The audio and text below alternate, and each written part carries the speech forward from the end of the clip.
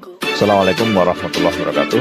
Selamat datang di BBC Budiono Pintar Channel. Jangan lupa tekan tombol like, beri komentar yang santun, dan subscribe agar selalu mendapat notifikasi tayangan baru dari kami. Terima kasih.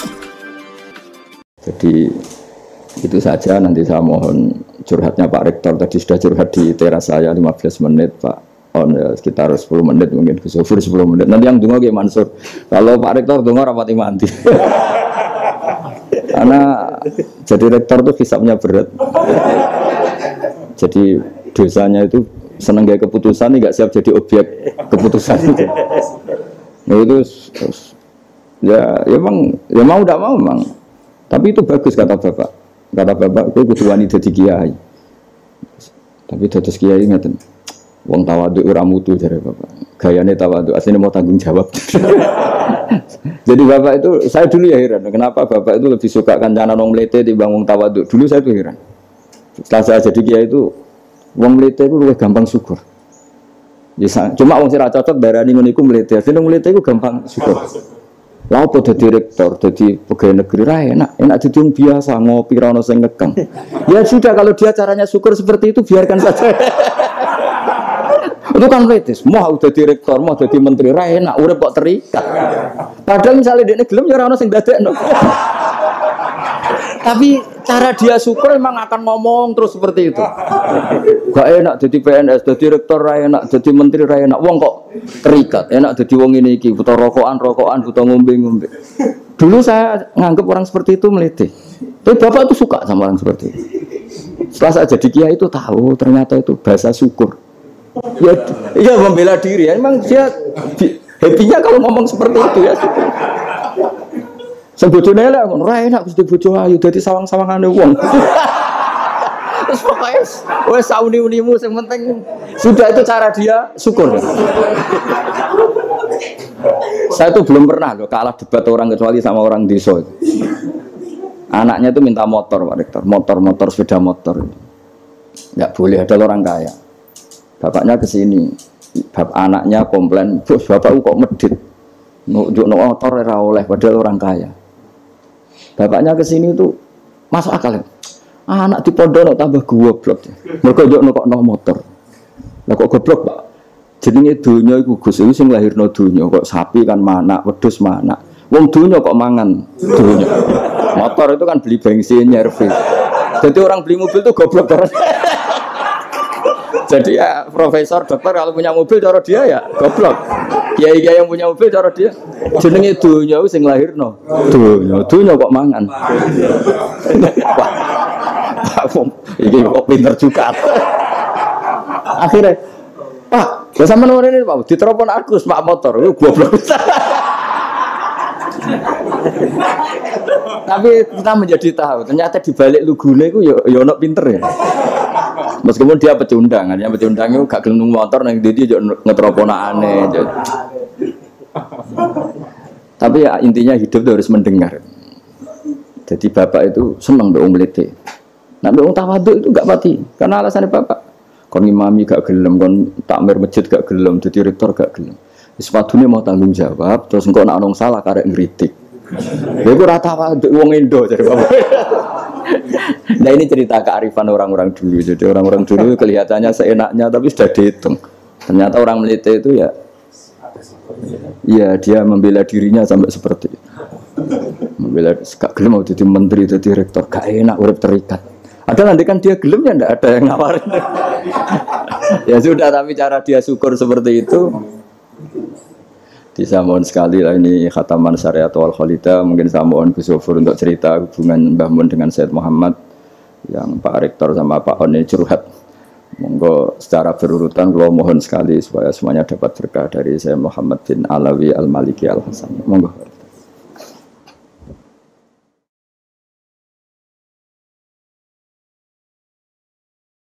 Assalamualaikum warahmatullahi wabarakatuh. Alhamdulillahil akram alladzi 'allama bil qalam 'allamal insana ma lam ya'lam. Wassalatu wassalamu ala sayyidina Muhammadin khatamil anbiya wal mursalin khairil anam wa ala alihi wa ashabihi wa man tabi'ahum ila yaumil qiyamati 'ala dawam alladzina al-kiram. Wa bisri sadri sirri amri wa hlul 'uqdatam min lisani yafqahu qawli. yang saya hormati Gus Baha, Bapak Kiai Haji Nur Salim Bahauddin Nur Salim, Muhammad Bahauddin Nur Salim, Gus Baha, Gus Gofur, dan Sanatir. Ini jamak mudzakkar salimnya santri kan Sanatir. Pertama Gus Baha, kami atas nama UII mengucapkan terima kasih yang luar biasa, mendapatkan sambutan yang luar biasa. Ini di luar ekspektasi kami semua. Mudah-mudahan ini membawa berkah bagi kami semuanya, terutama bagi Universitas Islam Indonesia. Kami juga terima kasih ini diundang dalam hataman kitab Syariatullah Al-Khalidah, yang mudah-mudahan ini kita juga mendapatkan berkah dari kitab dan pengarang dari kitab ini, dan mudah-mudahan ilmu yang kita dapatkan bisa bermanfaat untuk kedepannya.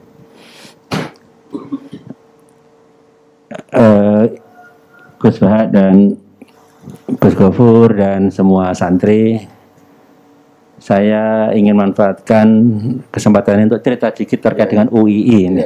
Tadi Gus Baha sudah cerita terkait dengan Prof. Jaini. Prof. Jaini itu salah satu rektor UII yang dulunya juga rektor UIN Sunan Kalijaga, dan bersama dengan Gus Baha sudah menerjemahkan Al-Quran, ada beberapa jilid, ada beberapa versi, bersama juga Ustadz Aun, dan alhamdulillah sekarang semakin banyak yang mempelajari kitab itu, dan juga sekarang sudah ada versi digitalnya dalam Google Apps. Google Apps bisa diunduh di sana juga. Yang ingin saya cerita adalah bahwa kami di UI ini punya tanggung jawab besar dari para pendiri UI. UI ini didirikan sebelum kemerdekaan 27 Rajab 1364 Hijriah, 8 Juli tahun 45 di Jakarta. Di Jakarta oleh banyak tokoh ulama saat itu. Dari NU ada banyak, termasuk Bapak Kiai Haji Wahid Hasyim. Dari Muhammadiyah ada banyak juga, termasuk Ki Bagus Hadikusumo, Ki Haji Mas Mansur. Kemudian ada dari kalangan dari PUI. Dari PUI ada Mbah Halim, Ki Haji Abdul Halim di Majalengka sana. Ada dari PUI Ajengan Sanusi. Kemudian ada juga Pak Nasir. Kemudian juga ada tokoh nasionalis Muslim seperti Mr. Muhammad Yamin, termasuk dari perwakilan Kementerian Jepang saat itu. Ada Pak Kiai Haji Abdul Kahar Muzakir, ada Raden Haji Adnan, ada juga Pak Ahmad Jarkasi, pendiri Gontor. Itu dulu semua pendiri UII. Sehingga UI dari awal itu rumah besar bagi semua kalangan Islam. Saat itu ada NU, Muhammadiyah, PUI, termasuk kalangan nasionalis. Nah, pesan yang diberikan adalah yang pertama, pada saat itu UI ini kan ada I tengahnya itu Islam. Ini yang berat luar biasa Gus. Nah, berat. Kalau diucapkan itu mudah sekali, tapi kalau diamalkan betul itu luar biasa berat. Karena Islam yang bagaimana ini kan perlu dimaknai, perlu diterjemahkan. Islamnya, Islam yang tengah itu. Islam yang kita sering menyebutnya Islam yang menjadi rahmat bagi semesta alam, yang membawa kedamaian, yang bisa membawa orang yang dekat itu hatinya menjadi damai, bergerak hatinya ikut bertindak menyelesaikan masalah bangsa dan lain-lain, termasuk yang mendalami agama. Itu yang pertama. Yang kedua ini Indonesia. Ini juga berat, karena pendiri UI itu juga pendiri Indonesia. Jadi saya sering katakan ke Bapak Ibu di kampus, teman kawan-kawan di kampus, sulit membayangkan UI ini berkhianat kepada bangsa dan negara ini. Karena pendiri UI sama pendiri bangsa ini itu sama. UI ini lahir dari rahim yang sama dengan Republik ini. Nah, sehingga itu juga berat. Beratnya apa? Kalau lurus kita dorong enak. Kalau belok kita luruskan, ini juga berat. Meluruskan yang belok ini juga berat, harus dengan cara-cara yang santun dan sebagainya. Sehingga di kami di UI ini sering berusaha bagaimana menyatukan Islam dan Indonesia di dalam satu wadah. Ini yang sering saya analogikan seringkali seperti semangka, Gus. Semangka itu kan kulitnya hijau kan, ini Islami kan. Dibelah itu merah putih, Indonesiawi, kira-kira itu. Jadi makanya bahasa Arabnya itu kan Al-Jami'ah Al-Islamiyah Al-Indonesia, Universitas Islami Indonesiawi. Nah, gitu. Jadi itu yang kita inginkan itu. Bagaimana kita berkhidmat kepada Islam, tapi juga sekaligus berkhidmat kepada bangsa ini. Nah, sehingga kita untuk menjalankan dua pesan besar tersebut memang sangat berat dan kita ikhtiarkan dengan banyak hal, meskipun mungkin belum sempurna. Termasuk di kampus ada pesantrenisasi meskipun sangat singkat sekaligus. Cuma berapa hari? Sudah 2 minggu. 2 pekan ya, cuma 2 pekan. Di Islam kan 2 pekan. Berat kan, Gus? Ya berat sekali. Itu waktu masuk sama sebelum KKN. Itu kita lakukan seperti itu, termasuk juga banyak kajian-kajian lah itu kita lakukan tiap hari, termasuk kita sekarang merencanakan mendirikan pusat studi tafsir Al-Quran dan Hadis yang tadi Gus Bah sudah menghentikan. Tidak mudah Gus, tapi mudah-mudahan kita mulai Gus, pelan-pelan, mudah-mudahan nanti lama-lama juga bisa lebih baik, karena ini sebetulnya cita-cita lama yang belum terwujud ya. Ya mudah-mudahan nanti kalau Gus Bah berkenan menjadi salah satu penasehat, kami akan sangat berterima kasih, tersanjung dan bersyukur ini bisa nanti mengarahkan kami. Karena mendalami agama ini kan ya tidak mudah ya.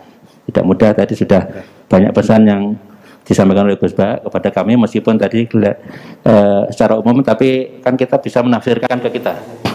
Itu banyak pesan, termasuk pesan yang di sana tadi Gus. Tidak terlalu ndaki gitu, akhirnya malah lupa gitu kan ya. Ya betul, itu pesan penting menurut saya, itu pesan penting. Sehingga kita jangan sampai melupakan warga tempat kita mengabdi, masyarakat tempat kita bergerak dan sebagainya.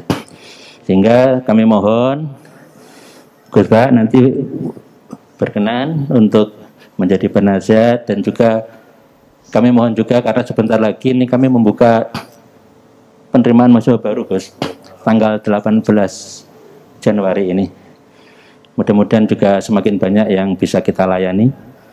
Kami setahun itu yang mendaftar tahun kemarin 27.000, yang kita terima baru sekitar 6 ribuan. Yang kita tidak bisa melayani lebih banyak lagi. Padahal kita inginnya sebetulnya semakin banyak yang bisa kita layani. Termasuk semakin banyak juga yang bisa kita beri beasiswa. Karena kan ada beasiswa untuk hafidhah, ada beasiswa untuk du'afa, ada beasiswa untuk pesantren. Kita punya pesantren juga.